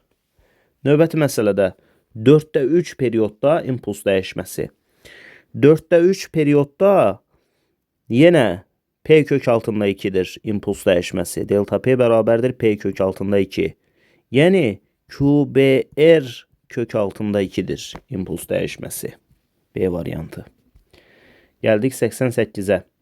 4/1 periodda yer dəyişmənin modulu. İndi 4/1 periodda yer dəyişmə S bərabərdir R kök altında 2'dir. Biz buradan yaza bilərik. S bərabərdir. R'in yerinə MV bölünsün QB yazarıq. Deməli kökdə 2 MV bölünsün QB sualımızın cavabı olar. B variantı. 89'da 4/3 periodda yer dəyişmənin modulu. 4/3 periodda yer dəyişmə S bərabərdir R kök altında 2'dir. Buradan S bərabərdir. R'in yerinə MV bölünsün QB-ni yazsaq, kökdə 2'ni də olduğu yerdə saxlayarıq. Deməli kökdə 2 MV bölünsün QB sualımızın cavabı olmalıdır. 90-cı sualda T/2 müddətdə yer dəyişmənin modulu. Yəni yarım periodda yer dəyişmə. Yarım periodda yer dəyişmə S bərabərdir 2R'dir. Buradan yaza bilərəm S bərabərdir 2 vurulsun. R'in yerinə də yazdım MV bölünsün QB. Vəssalam. Y variantı. Gəldik 91-ci suala. Bir cins maqnit sahəsində çevrə üzrə hərəkət edən yüklü zərrəciyin T müddətində yer dəyişməsinin modulu. Tam periodda yer dəyişmə, sürət dəyişməsi, impuls dəyişməsi hamısı sıfırdır. 92-ci sualda T/4 müddətində getdiyi yol hansı ifadə ilə təyin edilir? Deməli 4/1 periodda S bərabər getdiyi yolu belə yazaq. L bərabərdir 4/1 vurulsun 2 pi R. Bu da bərabərdir 2 ilə 4 gedəndən sonra burada qalır hardasa pi R bölünsün 2. Bu da bərabərdir R yerinə, yəni bu radius yerinə də MV bölünsün QB yazacağım. Yəni pi vurulsun MV bölünsün QB, məxrəcdəki 2'ni də olduğu yerdə saxladım. Deməli pi MV bölünsün 2 QB sualımızın cavabı olmalıdır. Gəldik 93-cü suala.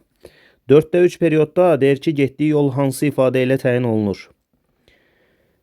L bərabərdir 4/3 vurulsun 2 pi R. Bu da bərabərdir 2 ilə 4 gedəndən sonra qaldı geriyə 3 pi R bölünsün 2. Buradan L bərabərdir 3 pi R yerinə, yəni radius yerinə yazıram MV bölünsün QB. Məxrəcdəki 2'ni də olduğu yerdə saxladım. Deməli 3 pi MV bölünsün 2 QB sualın cavabı oldu. Gəldik 94-cü suala. Bir cins maqnit sahəsinin induksiya xətlərdən perpendikulyar istiqamətdə daxil olan protonun sürətini 2 dəfə azaltdıqda bucaq sürəti və mərkəzə qaçma təcili necə dəyişər?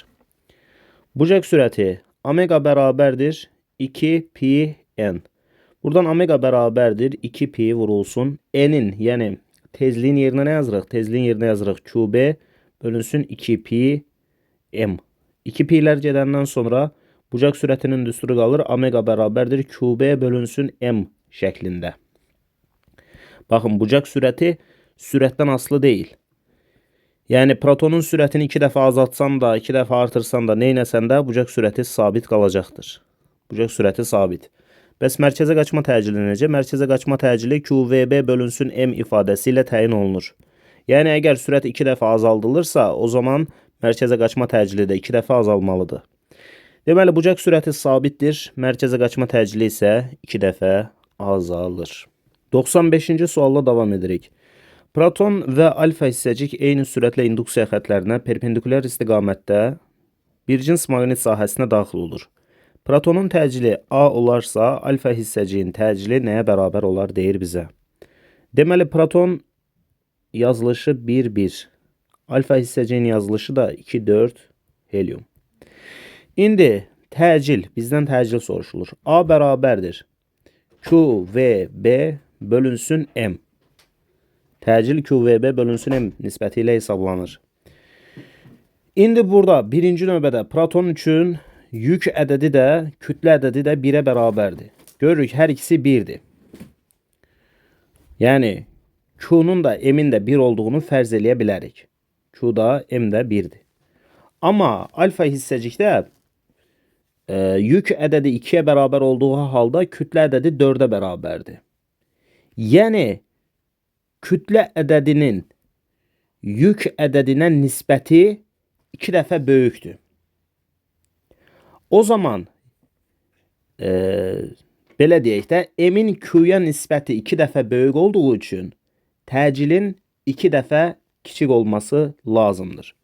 Və yaxud da belə düşünə bilərik rahat şəkildə. Protonun təcilini tapanda, məsələn, kütlə ədədinin yerinə də 1 yazıram, yük ədədinin yerinə də 1 yazıram. Bax, yük ədədi 1, kütlə ədədi 1. Hər ikisinə 1 yazıram və təsəvvür edirəm ki, bu protonun təcilidir, yəni A-ya bərabərdir. Amma alfa zərrəciyin təcilini hesablayarkən kütlə ədədinin yerinə 4 yazıram, yəni məxrəcə sanki 4 yazıram. Yük ədədi yerinə isə 2 yazıram. Bu da bərabərdir. Olur, bax 2 ilə 4 getdi, qaldı 1/2. Əgər 1'ə A demişəmsə, 1/2'yə də A/2 deməyim lazımdır. Yəni, bu onu göstərir ki, alfa zərrəciyin təcili 2 dəfə kiçikdir. Ona görə də sualımızın cavabı B variantı olmalıdır. 96-cı sualla davam edirik. Alfa hissəcik və proton eyni sürətlə induksiya xətlərindən perpendikulyar istiqamətdə bir cins maqnit sahəsinə daxil olur. Alfa hissəciyin təcili A olarsa, protonun təcili nəyə bərabərdir? Bayaqki məsələdə də gördük ki, protonun təcili alfa hissəciyin təcilindən 2 dəfə böyükdür. Əgər alfa hissəciyin təcilini A deyirsə, protonun təcili o zaman ondan 2 dəfə böyük olmalıdır. Yəni 2A olmalıdır. O zaman sualımızın cavabı B variantıdır deyə bilərik. 97-ci sualla davam edirik. Proton və alfa hissəcik induksiya xətlərinə perpendikulyar istiqamətdə bir cins maqnit sahəsinə daxil olur. Protonun dövrətmə periodu T olarsa, alfa hissəciyin dövrətmə periodu nəyə bərabərdir? T bərabərdir 2 pm bölünsün QB ifadəsi ilə təyin olunur. Və burada baxırıq ki, period kütlənin yükə nisbəti ilə mütənasibdir. Birinci növbədə proton üçün fikirləşsək, çünki bizə protonun dövrətmə periodunu verib. Proton üçün fikirləşsək, məsələn yazsaq TP, yəni protonun dövrətmə periodu, məsələn kütləsi, protonun kütlə ədədi də 1'dir, yük ədədi də 1'dir. O zaman məsələn proton üçün bunu 1/1 şəklində yaza bilərik və bunun T'yə bərabər olduğunu deyə bilərik. Amma alfa hissəcikdə tapanda bunu, alfa hissəciyin kütlə ədədi biz bilirik ki 4'dür, yük ədədi isə 2'dir. Yəni 4/2 şəklində yazacağıq bunu. Bu da ki 2 eləyəcək. Yuxarıdakı 1 idi, T'yə bərabər götürürdük. Bu 2'yə bərabərdir. Bunu o zaman 2T olduğunu qəbul etməyimiz lazımdır. Yəni alfa hissəciyin dövrətmə periodu protonun dövrətmə periodundan 2 dəfə çox imiş. Sualımızın cevabı buna göre de C variantı olmalıdır. Geldik 98-ci məsələyə. 98-də deyilir ki, alfa hissəciyin dövrətmə periodu T olarsa, protonun dövrətmə periodu nəyə bərabər olar? Bax, 97-ci məsələdə dediyim kimi, alfa hissəciyin dövrətmə periodu protonun dövrətmə periodundan 2 dəfə çoxdur. Yaza bilərik belə, alfa hissəciyin dövrətmə periodu protonun dövrətmə periodundan 2 dəfə çoxdur. Əgər alfa hissəciyin dövrətmə perioduna T'yə bərabər olduğunu deyirsə, o zaman deməli alfa hissəciyin dövrətmə periodunun T'yə bərabər olduğunu deyirsə, o zaman protonun dövrətmə periodu T bölü 2 olmalıdır. Yəni bundan 2 dəfə kiçik olmalıdır. Ona görə sualın cavabı C variantıdır. Amma tezlikdən söhbət getsə, tezlik bilirik ki, periodun tərsidir. Ona görə də deyərik ki, alfa zərrəciyin dövrətmə tezliyi protonun dövrətmə tezliyindən 2 dəfə kiçikdir. Yəni perioda baxanda periodda 2 dəfə böyük olur, amma tezlikdə tərsinəsi, yəni alfa zərrəciyin dövrətmə tezliyi protonun dövrətmə tezliyindən 2 dəfə kiçikdir. Əgər protonun dövrətmə tezliyinin n-ə bərabər olduğunu bizə veribsə, hansı ki 99-cu məsələdə deyilib, o zaman deyə bilərik ki, alfa hissəciyin dövrətmə tezliyi bundan 2 dəfə kiçik olmalıdır. Yəni n bölü 2 olmalıdır. Ona görə də sualımızın cavabı A variantıdır. 100-cü məsələdə alfa hissəciyin deyir ki, dövrətmə tezliyi n-ə bərabərdir. Əgər alfa hissəciyin dövrətmə tezliyi n-ə bərabərdirsə, o zaman protonun tezliyi 2n-ə bərabər olmalıdır. Bax, buradakı düstura əsasən, əgər alfa hissəciyin dövrətmə tezliyini n veribsə, protonun dövrətmə tezliyi 2n olmalıdır. Çünki dedik, protonun tezliyi alfa hissəciyin tezliyindən 2 dəfə böyükdür. Davam edirik 101-ci sualla. İnduksiya xətlərinə perpendikulyar istiqamətdə bir cins maqnit sahəsinə daxil olan eyni yüklü zərrəciklər, deməli, zərrəciyin trayektoriyasının, iki yüklü zərrəciyin trayektoriyasının əyrilik radiusunun sürətlərindən asılılıq qrafikləri verilmişdir. Birinci zərrəciyin xüsusi yükünün ikinci zərrəciyin xüsusi yükünə nisbəti nəyə bərabərdir? Deməli, xüsusi yük dediyimiz Q bölünsün M-dir. O da V bölünsün BR şəklində yazılır. Bunu birinci zərrəcik üçün hesablayanda deyir ki, deməli, burada eyni olan nədir? Olan iki yüklü zərrəcik. Eyni olan heç nə yoxdur. Sürətlərə baxırıq. Birinci üçün də, sürətlər eynidir. Birinci üçün sürəti V-yə bərabərdir. Maqnit induksiyasının B-yə bərabər olduğunu deyək. Radiusda baxırım ki, birincisi üçün 2R0'dır. Bu birincisi. İkincisi üçün yazanda sürət yenə V-yə bərabərdir. Maqnit induksiyası B, əyrilik radiusu isə R0. İndi deyir ki, bunların nisbətini tap. V bölünsün B vurulsun 2R0. Bu birincisidir. Birinci zərrəciyin xüsusi yüküdür. Bölürəm ikinci zərrəciyin xüsusi yükünə. Yəni buna. V bölünsün BR0. V bölünsün BR0. Bu da bərabərdir. V'lər getdi. B'lər, R0'lar hamısı getdi. Bir dənə qaldı. Yuxarıda 1, aşağıda 2. Yəni 1 bölü 2 sualımızın cavabıdır. Davam edirik 102-ci sualla. Deyir ki, induksiya xətlərinə perpendikulyar istiqamətdə bir cins maqnit sahəsinə daxil olan eyni kütləli iyonlar bərabər radiuslu çevrələr cızırlar. Onların sürətlərinin modullarını müqayisə edin. R bərabərdir MV bölünsün QB ifadəsindən biz tapacağıq nəyi? Biz tapacağıq sürəti. V bərabərdir QBR bölünsün M şəklində yazdıq düsturu. İndi bizə lazımdır sürətləri müqayisə etmək. Məsələnin şərtində deyir ki, kütlələr eynidir. Maqnit induksiyalar da zaten eynidir. Eyni maqnit sahəsinə daxil olurlar. Bax, kütlə eyni, maqnit induksiyası eyni. Daha sonra nə deyir? Bərabər kütləli iyonlar bərabər radiuslu çevrələr cızırlar. Radiuslar da bərabərdir. O zaman biz buradan görürük ki, bunların hamısı bərabər olduğu üçün sürət yükdən mütənasibdir. Yani V1 bölünsün V2 beraberdir Q1 bölünsün Q2 yaza bilərik. Bu da beraberdir. Q1 yerine yazıram 2Q. Q2 yerine yazıram 6Q. Bu da beraberdir. İndi modul dediği için mənfini nəzərə almadıq. Bunlar getdi, qaldı geriye 1 bölü 3. Ve buradan eğer çarpaz vursaq V2 beraberdir 3 V1 alırıq. Bu da olur sualımızın cevabı. V2 beraberdir 3 V1. Yani D variantı. 103-cü sualla devam edirik. 103-cü sualda deyilir ki, induksiya xətlərinə perpendikular istiqamətdə bir cins maqnit sahəsinə proton və alfa zərrəcik daxil olur. Onların kinetik enerjiləri eyni olarsa, cızdıqları çevrən radiuslarını müqayisə edin. Baxın, məsələnin şərti kinetik enerjilərin eyni olduğunu deyir. O zaman elə bir düstur yazmağımız lazımdır ki, orada düsturun içərisində kinetik enerjini biz tapa bilək. R bərabərdir, birinci növbədə yazıram, MV bölünsün QB. Amma bu düstur hələlik yetərli düstur deyil. Buradan biz davam edirik. R bərabərdir, M vurulsun, V'nin, yəni sürətin yerinə kök altında 2 YK bölünsün M yaza bilərəm. Yəni biz artıq buradan kinetik enerjini düsturun içərisinə daxil etmiş olduq. Buradan da bu kütləni elə bil ki kökün altına alırıq. O zaman belə bir şey olur. Kütləni kökün altına alanda M'in kvadratı şəklində kökün içərisinə daxil olur. Və 2YK bölünsün M də burada kökün altında zaten var idi. QB'ni də burada yazdım.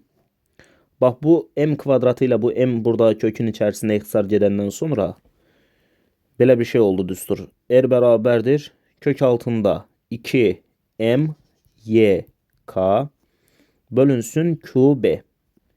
İndi baxın burada eyni kinetik enerji deyir. Kinetik enerjilər bərabərdir və eyni bir cins maqnit sahədir. Yəni maqnit induksiyalar da eynidir. O zaman biz buradan görürük ki radius mütənasibdir. Baxın buradaki kütlə ki var. Kütlə. Yüklü zərrəcin kütləsi. Amma kök altındadır. Deməli kütlənin kökü ilə mütənasibdir. Amma yüklə tərs mütənasibdir elektrik yükü ilə. Çünki elektrik yükü məxrəcdədir. O zaman Q'nu da yazdım burada. İndi biz yazacağıq nə? Alfa zərrəcin cızdığı çevrənin radiusu bölünsün protonun cızdığı çevrənin radiusu bərabərdir.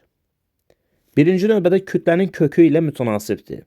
Yəni kök altında alfa zərrəciyin kütləsi bölünsün kök altında protonun kütləsi. Sonra vurulsun protonun yükü ilə daha doğrusu yük ilə bu radius tərs asılıdır. Ona görə belə yazıram. Q proton, yəni protonun yükü bölünsün alfa zərrəciyin yükü. Bu da bərabərdir. İndi alfa zərrəciyin kütlə ədədi 4'ə bərabərdir. Protonun kütlə ədədi isə 1'ə bərabərdir. 4 kökdən çıxır 2, 1 də kökdən çıxır elə 1. Yəni buradakı nisbət 2 bölü 1'ə bərabərdir. Sonra yüklər arasında protonun yük ədədi 1'dir. Alfa zərrəciyin yük ədədi isə 2'dir.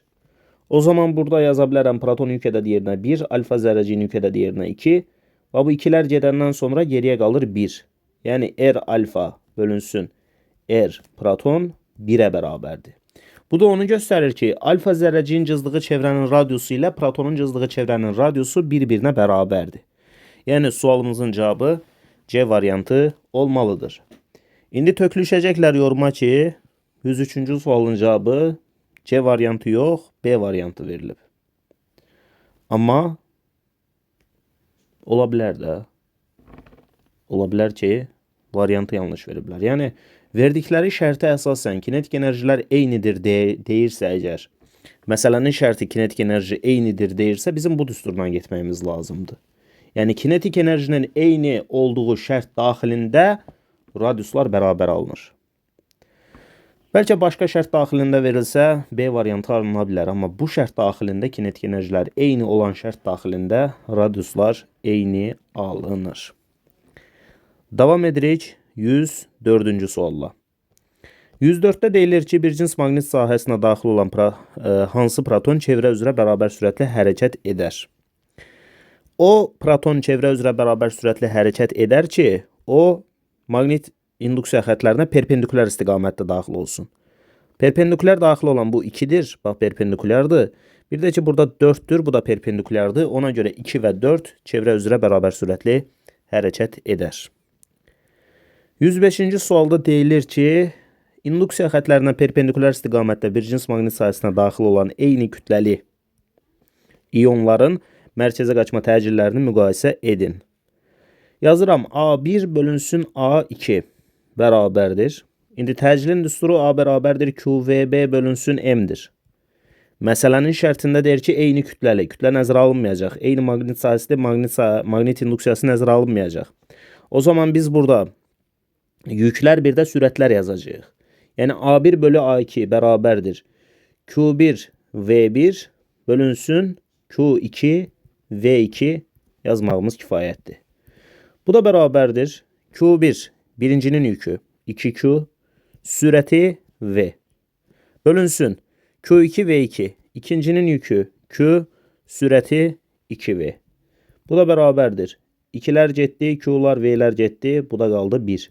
Yəni A1 bölü A2 nisbəti 1'ə bərabərdir. Buradan da deyə bilərik ki, A1 A2'yə bərabərdir. Yəni sualımızın cavabı C variantı olmalıdır. 106-cı sualla davam edirik. Bir cins maqnit sahəsində çevrə üzrə eyni sürətlə hərəkət edən elektronların dövr etmə tezliklərini müqayisə edin. V bərabərdir 2πnr düsturundan n, yəni tezliyi tapsaq, n bərabərdir V bölünsün 2πr yaza bilərik. Biz buradan görürük ki, dövr etmə tezliyi radius ilə tərs mütənasib asılıdır. O zaman n1 bölü n2 bərabərdir r2 bölünsün r1 yaza bilərik. İkinci çevrənin radiusu 2r'dir. Yazdım burada 2r. Birinci çevrənin radiusu r qədərdir. Yazdım burada r. 2r'i r'ə böldüm, nisbət alındı 2. Deməli, n1 bölü n2 nisbəti 2'yə bərabərdir. Biz buradan alırıq n1 bərabərdir 2n2. Sualımızın cavabı da olur B variantı. Gəldik 107'yə. Bir cins maqnit sahəsində 2 proton çevrə üzrə bərabər sürətlə hərəkət edir. Bu sahələrin induksiya vektorlarının modullarını müqayisə edin. Yaza bilərik. Deməli, radius üçün R bərabərdir MV bölünsün QB. Buradan lazımdır bizə maqnit induksiyası. B bərabərdir. Deməli, MV bölünsün QR. 2 dənə proton deyir. Protonların kütlələri eyni, yükləri eyni. Daha sonra eyni sürətlə hərəkət etdiyini deyir. Yəni, sürət də eynidir. O zaman biz buradan yaza bilərik ki, B1 bölü B2 nisbəti bərabərdir. Radiusdan tərs asılıdır. Yəni, R2 bölünsün R1.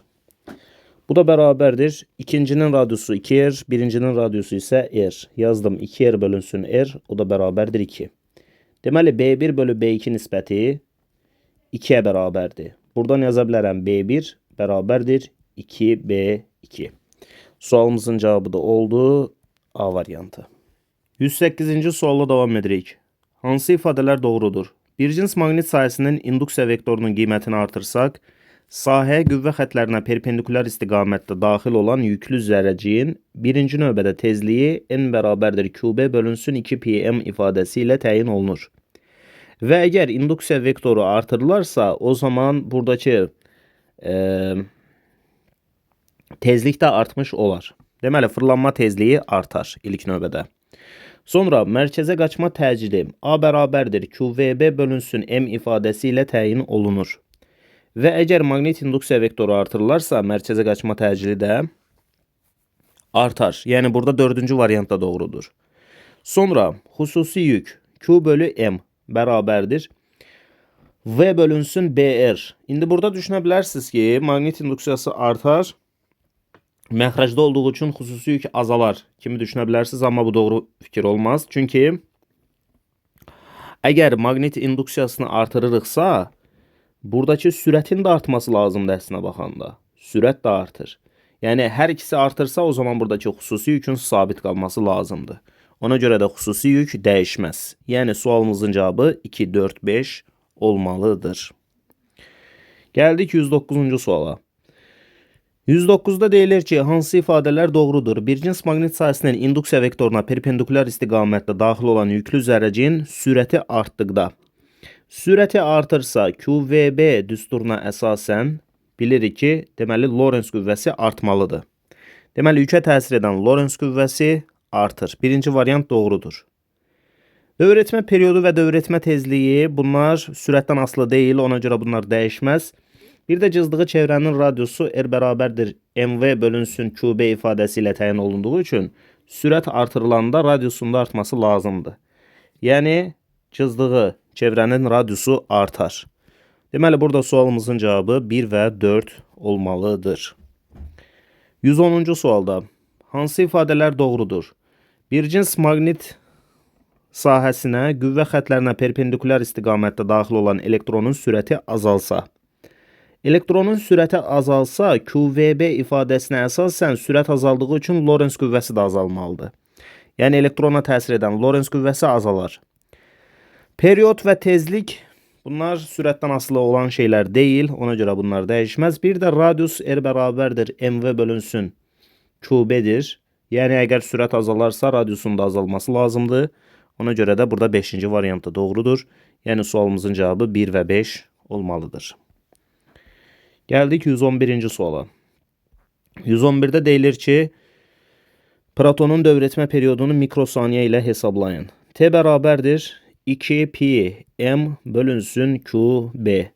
Buradan T bərabərdir 2 vurulsun pi'nin qiyməti 3, kütləsi 1,6 10 üstü mənfi 27, yükü 1,6 10 üstü mənfi 19, induksiyası da 2 milli Tesla, yəni 2 vurulsun 10 üstü mənfi 3. Buradakı 2 ilə buradakı 2-ni, buradakı 1,6 ilə buradakı 1,6-nı ixtisar apardım. 10 üstü mənfi 19, 10 üstü mənfi 3, elə də 10 üstü mənfi 22. Buradakı 10 üstü mənfi 27 ilə oradakı 10 üstü mənfi 22-ni aparanda qalır 10 üstü mənfi 5. Deməli 3 vurulsun 10 üstü mənfi 5. Bunu da yaza bilərəm 30 vurulsun 10 üstü mənfi 6. Yəni period 30 mikrosaniyəyə bərabərdir deyə bilərik. Gəldik 112-ci suala. Alfa zərrəcik və proton maqnit sahəsində eyni sürətlə çevrə üzrə hərəkət edir. Dövrətmə radiusları nədir? Dövrətmə radiusu olmaz. Cızdığı çevrələrin radiuslarının nisbətini müəyyən edin. Deməli, R bərabərdir mv bölünsün qb. Buradan deyə bilərəm ki, R alfa bölünsün R proton bərabərdir. İndi M-lə mütənasibdir, ona görə yazıram M alfa bölünsün M proton. Amma Q ilə tərs asılı olduğu üçün Q proton bölünsün Q alfa yazmağımız lazımdır. Bu da bərabərdir. M alfa 4 M protona bərabərmiş. Bunu yazdıq. Sonra Q alfanın yerinə də 2Q proton yazacağım. Bu da bərabərdir. Deməli, MP, QP getdi. Geriyə qaldı 4 bölü 2. O da bərabərdir 2 sualımızın cavabıdır. 113'də isə dövrətmə periodlarının nisbətini istəyir bizdən. Onu da tapaq. 113'də. Deməli, T bərabərdir 2 pi m bölünsün QB. Buradan T alfa bölü T proton bərabərdir. Deməli, kütlə ilə düz mütənasibdir. Ona görə yazıram M alfa bölünsün M proton. Amma yüklə tərs asılıdır. Ona görə yazıram QP bölünsün Q alfa. Bu da bərabərdir. M alfanın yerinə 4 MP yazdım. Məxrəcdəki MP-ni olduğu yerdə saxladım. Sonra Q alfanın yerinə də 2QP yazacağım. Bərabərdir. MP-lər, QP-lər getdi. Geriyə qaldı 4 bölü 2. O da 2-yə bərabərdir. Beləliklə, bu videonun da sonuna gəlmiş olduq. İzlədiyiniz üçün təşəkkür edirəm. Növbəti videolarda görüşənədək. Özünüzə yaxşı baxın. Sağ olun. Salamat qalın.